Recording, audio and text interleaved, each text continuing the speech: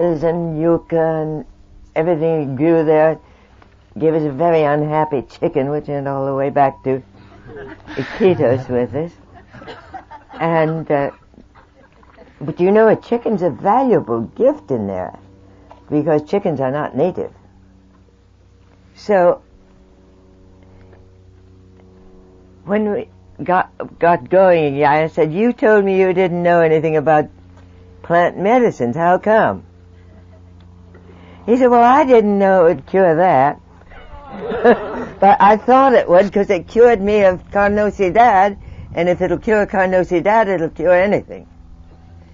And carnosidad is what they call pterygium, which is very common in tropical countries. It is actually, technically, I'm told, it's a benign tumor that begins at the tear duct and gradually spreads. Makes a layer about 1 millimeter thick, and until it covers the whole eye and you're blind. It is, people who can afford it can have it removed by surgery, which is expensive, and in Peru very frequently means the loss of an eye. But if you don't have radiation afterwards, it'll be back in a couple of years, and you have to go through it all again. And so my boatman, whose name is Natividad, told me that he had had pterygium, he had had carnosidad so badly that he was beginning not to be able to see. And he went to he was living in Brazil, and an old woman there told him to use this treatment. He said it took him 2 months. But look at him now. Well, look at him now. He didn't have a trace of anything wrong with his eyes. It had cleared it and cured it. Well, that, I think, might, in many cases, do away with the need for corneal transplants, if it's the right kind of injury. What do you think, Doctor? I think if you found a cure for pterygia, a permanent cure for pterygia, you really... Oh, I know 2 or 3. ...itself would make you wealthy and noted throughout the... Well, I know 2 or 3. The Indians use them. And there is a cypress, which is a sedge, but it's a scleria. That there is, but those things take a long time.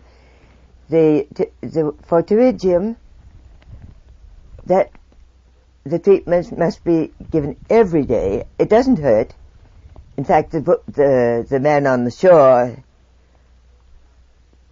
told me that it had felt very cooling when he put it in, very soothing. And that takes 2 months for pterygium. 6 weeks to 2 months. Everyday treatment. But in the case of infection, it seems to work very much more rapidly.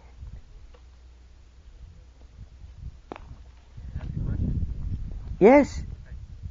Please interrupt me any time to ask a question. I like it.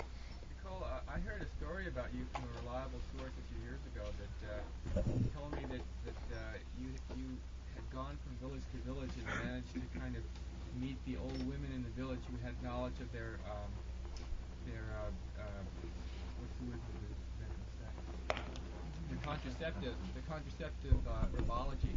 Yes. And that you had found out about different herbs that had very different kinds of effects. Like I remember she was telling me one herb you could take it and a couple of years later it would keep the woman infertile for 2 years. Yes. Another one, if they took it, it would be irreversible for a long time.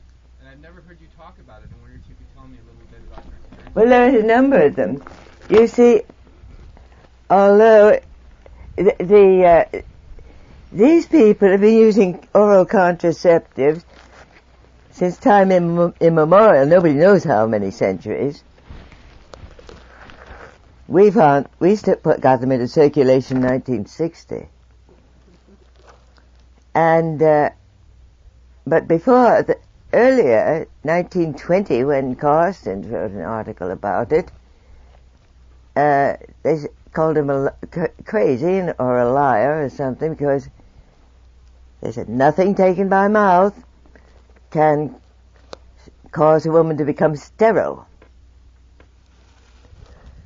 Well, time has moved on, and the Indians were right. So there are a number of these cases. I think I told you the other day about the Campo missionary. The missionary with the campus. This was before there were oral contraceptives on the market, or any publicity about them, that I'd heard of it at least. And that's a Bauhinia. If I remember correctly, it has to be taken, it's best taken immediately after giving birth. That's what I met a woman whose husband was running a very large cattle ranch in the jungle, a very large fundo, where they made cattle, they made cattle. They had cattle, they raised pigs, and they raised sugar cane, and they had a distillery for making aguardiente. It was a big outfit with a lot of money behind it. And she and her husband ran it. Well, she told me that when she was very, very young, she got married, I think she was 14, which is not unusual, and she went to live with her husband on his property in Campa country. Campas are a great tribe. They're great warriors, great trackers, very lively people, and smart. And she had a child very shortly after marriage, I think 9 months and 2 days or something, and she had a very difficult birth. Of course, she'd never been in jungle before, for one thing. She was reacting rather badly to the climate. And the Indian midwife who attended her said, "You can't have another child for 3 years, because you'll die if you do." There were no doctors, of course. And she said, "But I can't leave my husband. I don't want to leave my husband." She said, "Why should you leave your husband? We'll give you some medicine." So they did, and the medicine, that particular medicine, is one that, to my mind, is a magnificent example of freedom for freeing women. It stops menstruation for 3 years, without any evil effects at all. And at the end of those 3 years, you just don't menstruate. It brings about an artificial menopause, but no menopause symptoms. And so then, at the end of the 3 years, she got pregnant almost immediately, and then she had, in rapid succession, I think it was in 10 years, she had 11 children. So now, with a total of around a dozen, she decided that was enough. And she took the same herb again. And she had been taking it every 3 years since, and that she was, at the time I met her, 49. She said she didn't think she was going to have to take it again, because she thought she would probably have menopause. And but she took it every 3 years. The children, every one of the 12, was alive and healthy, and they were grown up by now, and they had their own families, and her daughters and daughter-in-laws controlled their fertility in the same way, had children when they wanted them. So what is The plant is a desmodium. Now, there are 4 species I know of. There's Desmodium canum is the one I know best. Desmodium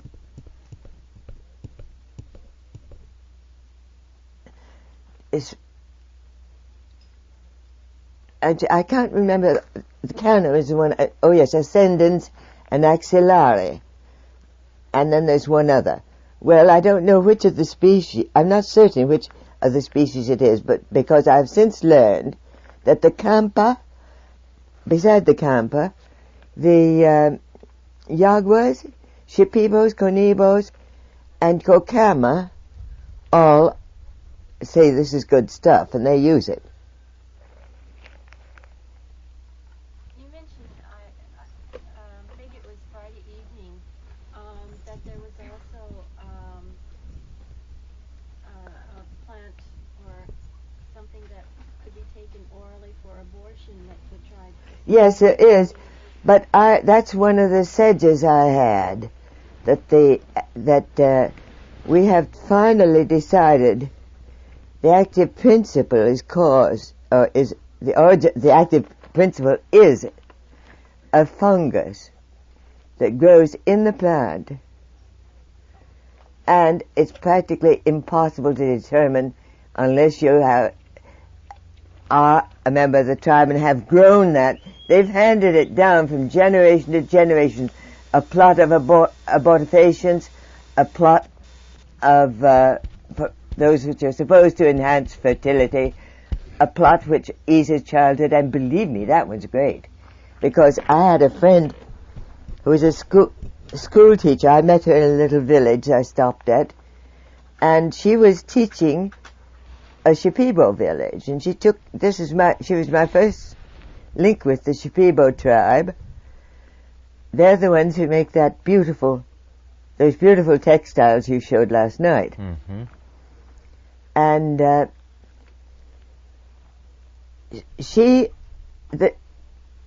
I went to stay with her at the tribe and got to be great chums with all the Indians. I recorded their singing, which is beautiful. And one of the songs I love best, the women's songs are very plaintive and haunting. Very high, pure voices, beautifully flexible, and very true, and very soft. And this one song was particularly moving. It was the kind of thing you kept going through your head. And it's very hard to get them interpreted because they're sung in an archaic language. And I finally found somebody who would interpret it. And what they were saying was, let's us gals have a few drinks. Then that's smarter than it sounds. Because at fiestas, I learned, when they sing that song, Pappy can't have a drink. The men have to stop drinking when the women drink. They never drink very much. They're too conscious of their children and taking care of them, and usually they're nursing one or two.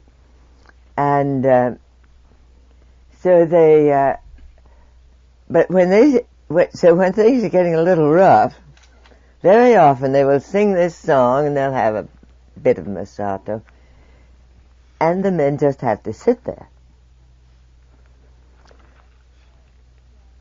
Well, she had gone. I went back to visit 2 years later because I had become great chums with them, especially after they discovered brassieres. I had done my washing and hung it on the line, and a boat came along. I didn't have my own boat then, and I was. One came along, a peki that would take. It was a collective that takes people aboard. They sort of worked like buses on the river. And I had to hurry to catch it. And I had just got in when some of these beautiful little women came running, yelling, and they were running down, holding up a brassiere that I'd left behind. And then they also held up they'd copied it. They had made them all, and the whole community, now all the Shipibos look a lot better.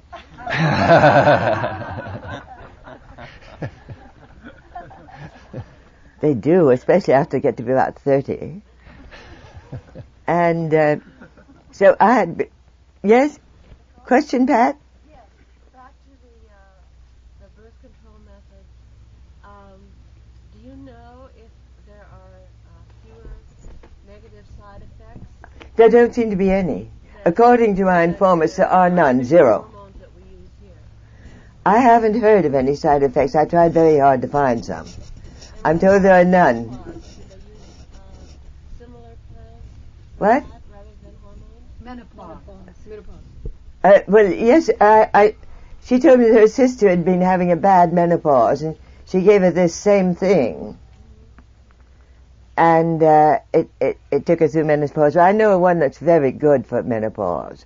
It's not a contraceptive, but there is one for any dysmenorrhea. I gave it to the maid, a little girl who had very severe cramps and hemorrhaging. I fixed her up in a day or so, and then the people I was staying with, Lilith was going through menopause and having a bad time with the hot flashes and all that, and hemorrhaging. And I gave her, suggested she try it. I'd planted it in her garden a couple of years before when I was there, and because it has pretty flowers. And she took it. What is it? Could you spell that? It's an iris. They call it Yawar Piri Piri. Yawar means blood, and Piri Piri means piri piri. But this is not a sedge. It's an iris. It's an iridaceae. And it is, what is it? I can't think of the genus just at the moment. I'll think of it in about 5 minutes. Drop the penny and I get the answer. Do they use the bulb or? Yes, you take the bulb and you can just grind it up in water raw, but more often you boil it a little while. And that does the trick. It seems to regulate menstruation, whether it's menopause or not. And they drink it just one time? Couple of times, maybe for 2 days. It doesn't seem to be toxic in any way.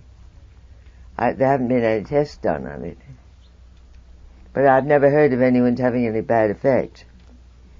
Terence, have you brought any of these plants over that I think that the Chanca Piedra, is it? Oh yes, that. I think we have that. Yeah, I think you can get that. And what did you put on your knee? Capinuri. Capinuri, we have Claricia that. nitida. And I would have to have the full printout in front of me, but these are precisely the same plants that we're involved in. The piri-piris, Nicole has mentioned that there are contraceptive ones, abortifacient, you can't tell which are which. There's also a hallucinogen.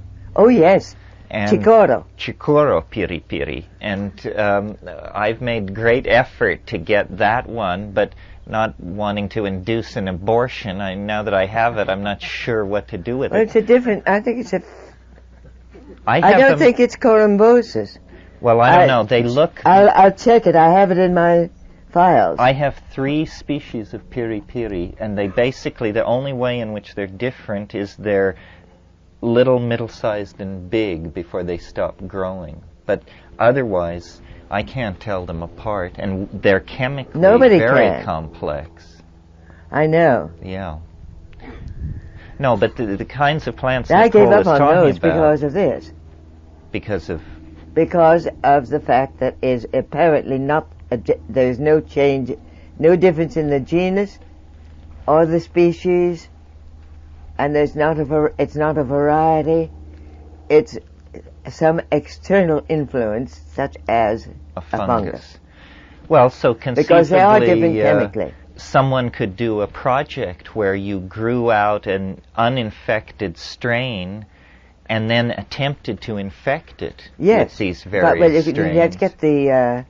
You'd have to get the originals from the Shibibos, though. You see, throughout history, you will go to any village, and you will see little round plots, only about that big round usually in a village, of piri-piri. And they'll be for any one of the 22 uses that I know of, and probably some more.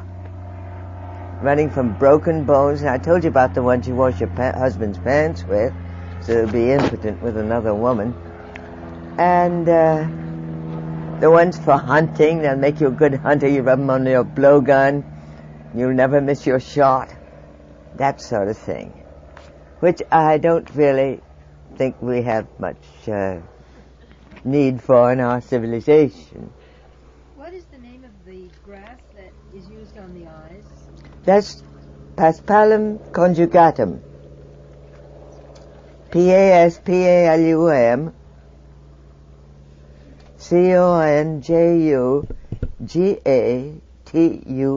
It's a graminea. This family, the Gramineae, have many indoles and growth hormones, and it seems to be a family loaded with stuff.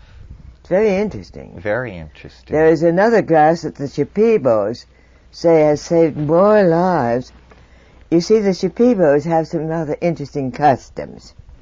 If a woman is caught with a man who is not her husband in a compromising situation, why, everybody drops everything and there's a big fiesta.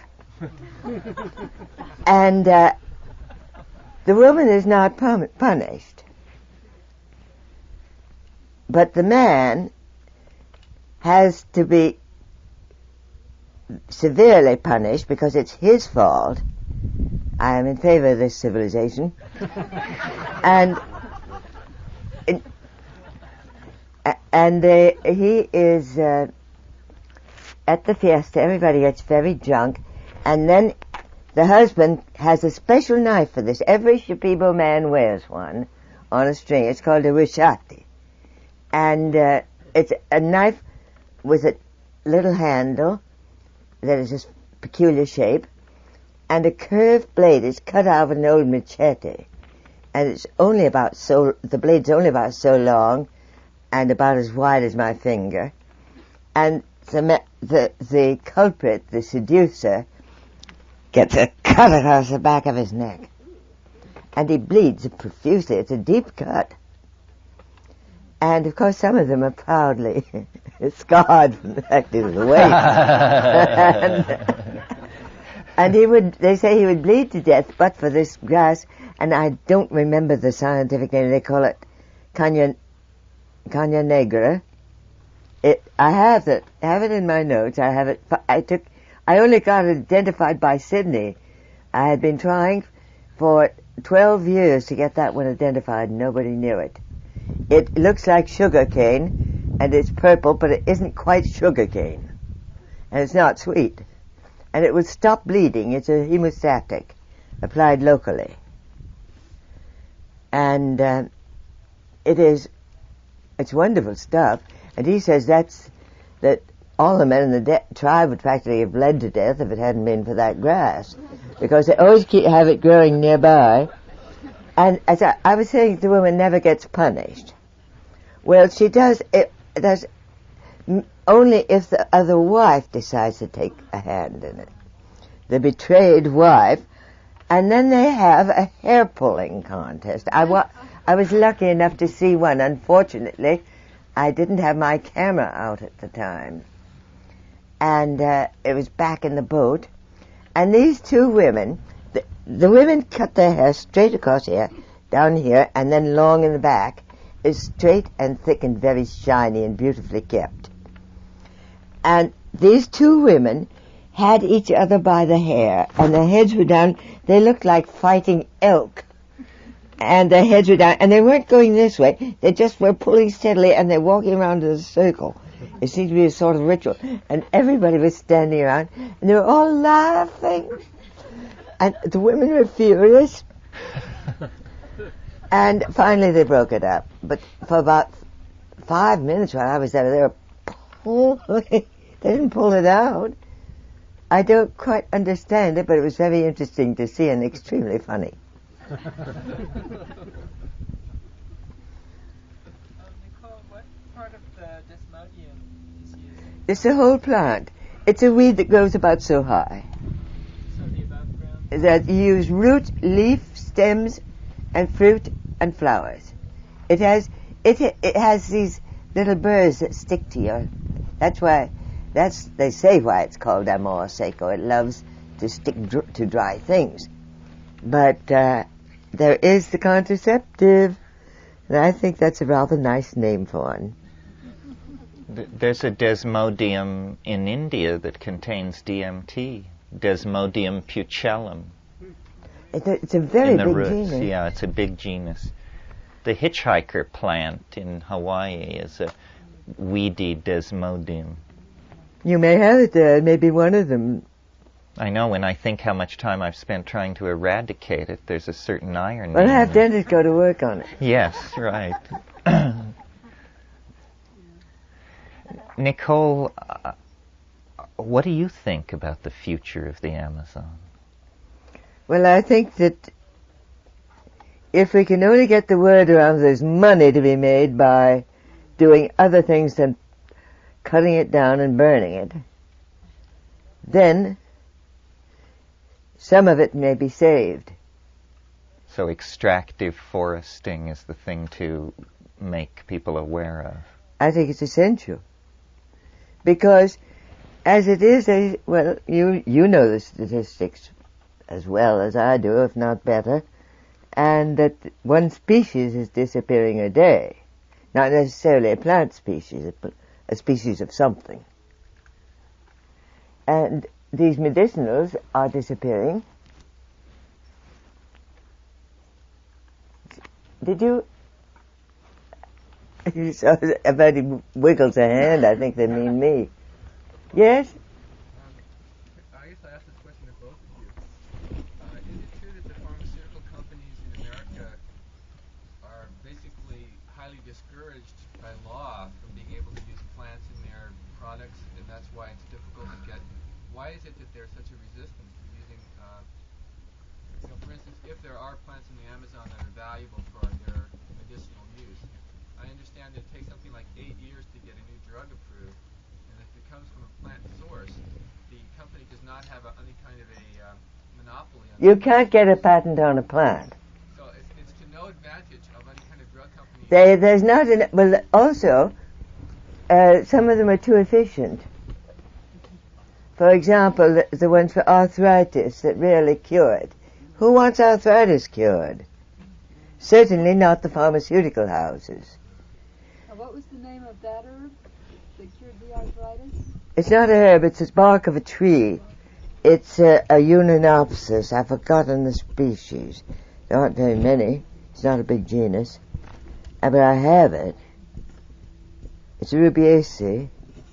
And that's the one that is also effective, very effective for controlling diabetes. To everybody's surprise, it's not touted for that. And so now I know half a dozen people who are using it for diabetes. So I have an idea that this is like the uña de gato and tabebuya, which is the pau d'arco. Mm-hmm. They are things that, well, they work entirely by stimulating and restoring the immune system, the autoimmune system. I found them a tremendous help when I get any infection.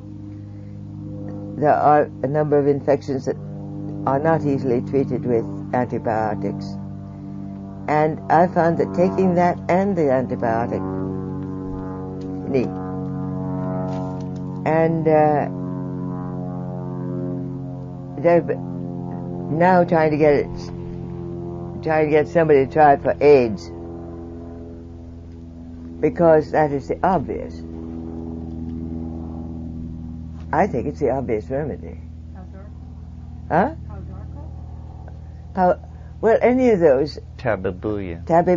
Pau d'arco is a tabebuya. Right. And that is also, in Iquitos, it's known only as a cure for diabetes. And the owner of the Johnson Motor franchise for all of Peru, the outboard motors, was so helped by it that he keeps it in his desk in all stores, or in the manager's desk, to be given to anybody, because he feels he's so indebted to it for what it's done for him. You know, a lot of the pau d'arco coming out of the Amazon is now thought to be phony. I wouldn't be at all surprised. Since nobody up here knows what it looks like, and They you're getting do. fancy prices for this powdered bark, they can powder up anything. So immediately, once something is discovered Yes. that's effective, then fraud becomes Oh, yes. a possibility. Well, look at the Sangre de Grado. Even I was Same. fooled by one. It foamed like the proper one. They put detergent in it. They get the sap of lots of trees have sap the color of blood, of sort of old blood, dark red. And so they put a little detergent in it, because if you do this with Sangre de Grado, the marvelous healing and hemostatic agent, because it does definitely speed regeneration of healthy tissue. And then it will foam if you do that. Okay, take any old tree sap and put a little bit of any kind of detergent in it, and bingo, you got it. There's no substitute for growing your own, because then you know what you have. Your trees are about ready to be milked, aren't they? Yes, we have Sangre de Grado trees in Hawaii, and we're propagating it furiously. It's a wonderful, fast-growing tree. I know, it's a Croton pretty tree, too. lechleri. Do you sell seeds and cuttings from things? Is that part of what? Yes, when we can. I mean, our collections are small, but every plant that we have, we're trying to get cuttings off of. It's tricky for a 501c3 to make a lot of profit out of its business ventures. Some of you may know Daniel and Ellen's business. Their catalogs have been around. We are wholesalers to them, as are many other companies. And we want to spread this stuff out, get it to other botanical gardens in the Hawaiian Islands and other places, because what if the volcano were to blow up and wipe out our scene? Then all this would be shot. So it is important to spread the stuff around. Most of the plants that we have not been studied at all the way they should. I mean, we have plants for impotence, baldness, kidney stones, diabetes. What's the one for baldness? I don't know what the Indians call it. The scientific name is scoparia. It's a scoparia. It's a scoparia. I have some scoparias, I don't remember what for. I think it's Scoparia dulcis. Scoparia dulcis, yes, that is also, I have it, but it's not for, I haven't got it for heavy. As a matter of fact, I've wondered about that. The Witotas maintain that Bixalana? Not Bixoriana, but that's a choti. Yes. That's Wito. You know, the black stuff that paints your skin, they used to paint their skins black. Yeah, uh-huh. Will grow hair. But I have never seen a bald Indian. Bald Indians and fat Indians seem not to be genetically possible.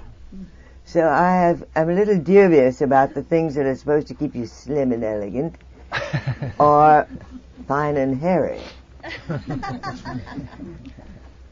In fact, I'm very dubious about most things, and it takes forever to establish a thing well enough for me to put it in my notes, and a frightful lot of work.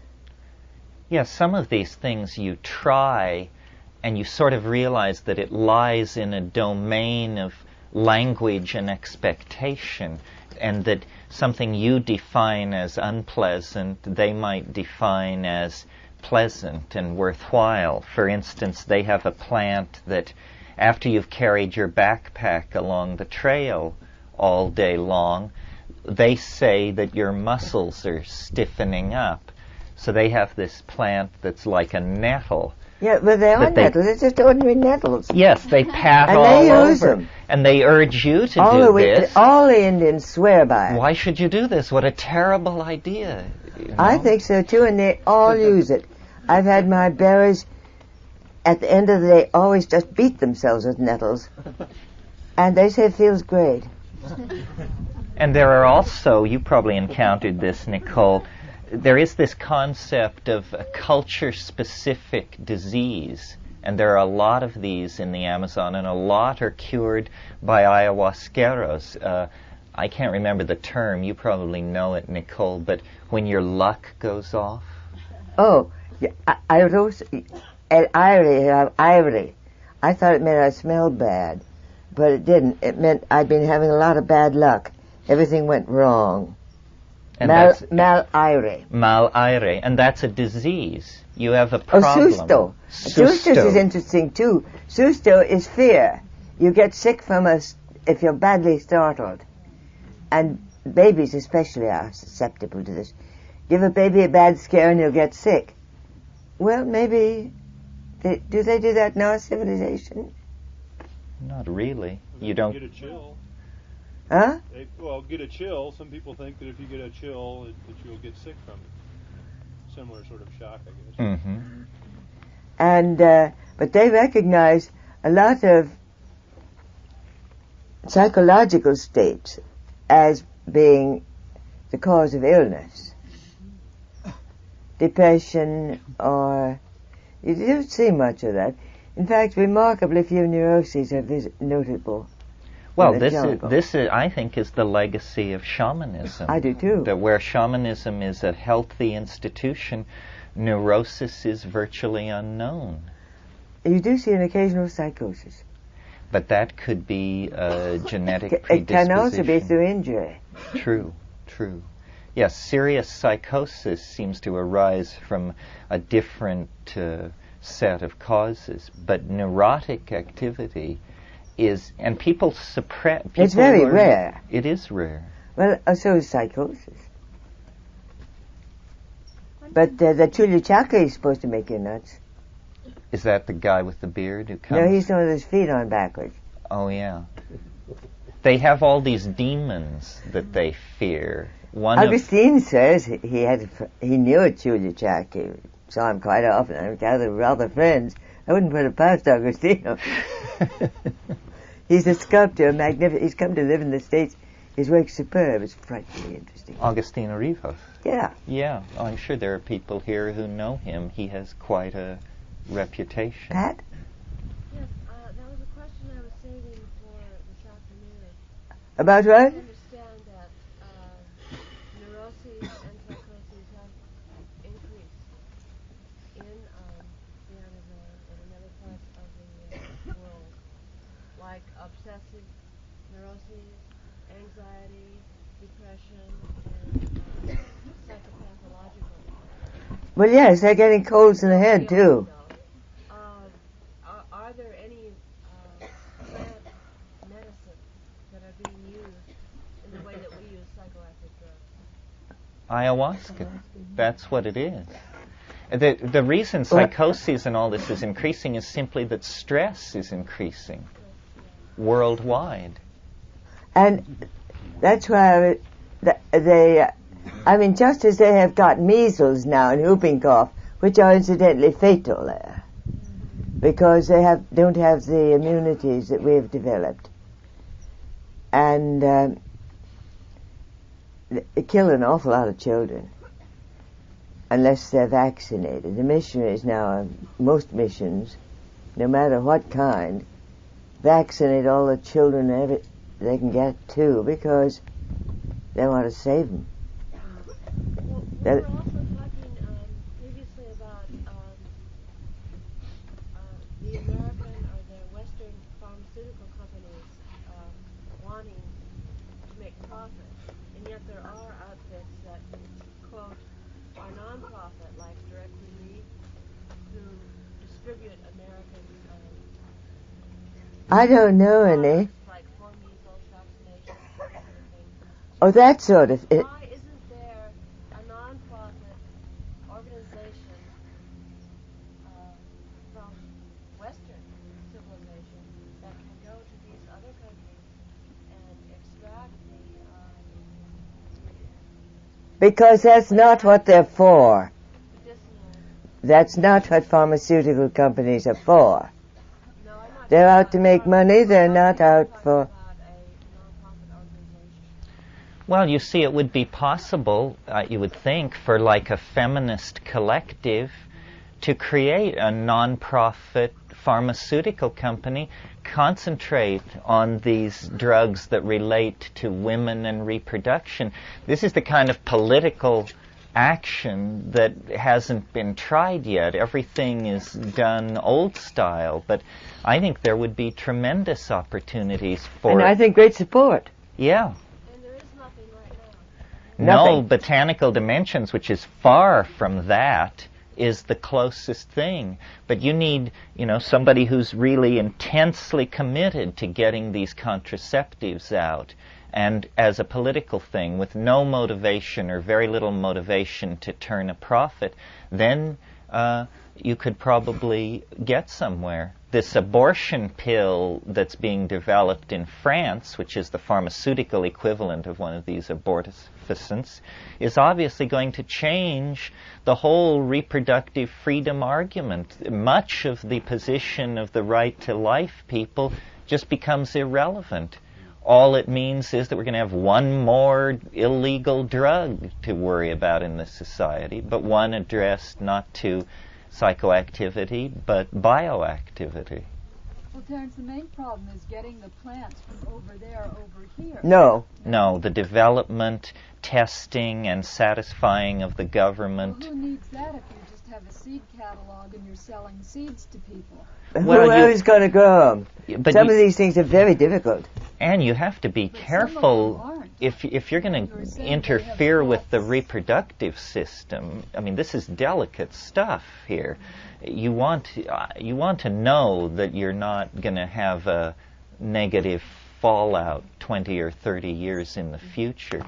But getting the plants is not a problem. A $50,000 investment would get all of these plants back to Southern California in a greenhouse, cataloged. Wouldn't and keep the greenhouse long, though. No, it would take $5 million to go from there to a product on the market freely available to women. It's the development, testing, and certification that is just fiendishly difficult And this because place- these chemical companies, it's a big boys game. Well, you know that most of the FDA people who are in big jobs, with the FDA important jobs, go on to very highly paid jobs with pharmaceutical houses. But what I'm looking at is sort of a small industry where people are encouraged to plant their own plots. Like Well, plants that have been- I would be This afraid could of be that. done. You'd be afraid of that? Yes, because how do you know they get the right stuff? You'd have to be very sure of that, because some close relations are apt to be toxic. We had an idea that is still alive. It was not clear it was for Botanical Dimensions to do, but someone could do it, of what we called the Botanical First Aid Kit.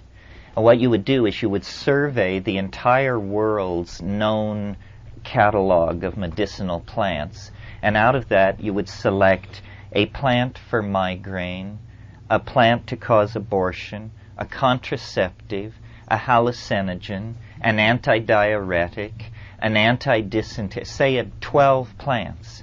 And then you would grow these in a huge greenhouse and build little care packages of living plants that could be then sent to third world people, and they would just grow these things in their dooryard. Most third world people have local, but if the ayahuasca is prophylactic for malaria, you distribute it in the kit throughout But the isn't it tropics. supposed to be rather good for parasites too? Oh, it's proven for parasites. The malarial thing is more speculative. Well, that's a parasite. But you see, you're giving people a self-renewing pharmacy in their own backyard. Right, but even right here in the United States, there are all kinds of people who, given a few seeds or cuttings of something, would